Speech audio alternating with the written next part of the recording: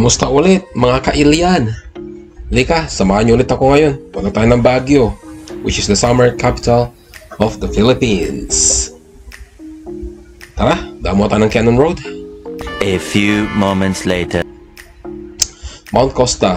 Dito muna nating punta. So as you can see, I have here with my mom and my brother sa kanyang anak na si Yumi Kokai. Ganda pong pumunta dito sa lugar na ito kasi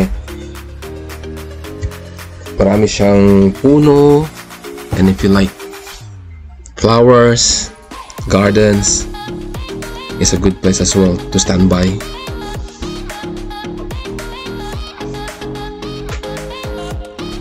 Ayun, yung pamangkin ko.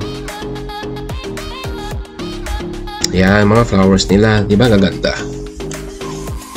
So yung kapatid ko po dito, siya po yung nag-invite sa akin na pumunta kasi nga I was only counting my days dito na kasi I only have a limited time sa aking vacation holiday.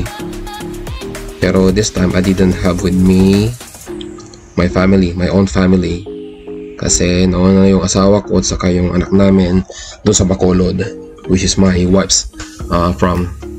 So you can see dito si mother namin, si mamang, nagre-reklamo na siya dyan actually. Pagod na siya dyan, kakaakyat. Ayan.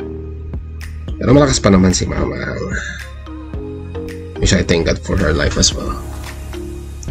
So dito, meron din silang mga mini restaurant. Ayan.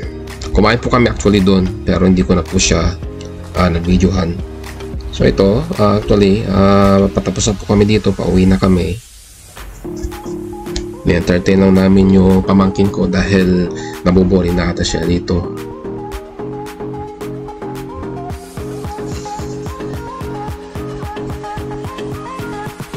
Yan, drone shot naman tayo ngayon.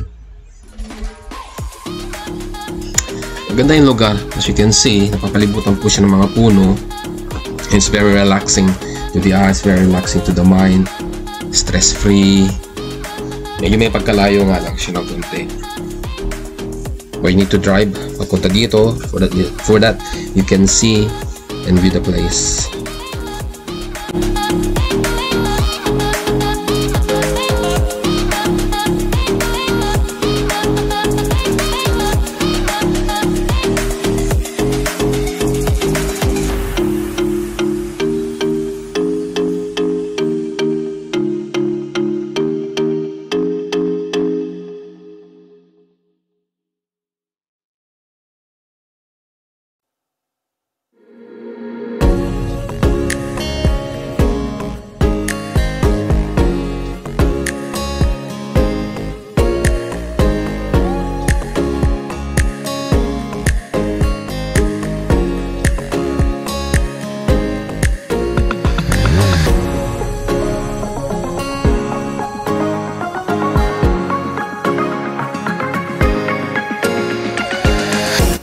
A few moments later. Tomorrow.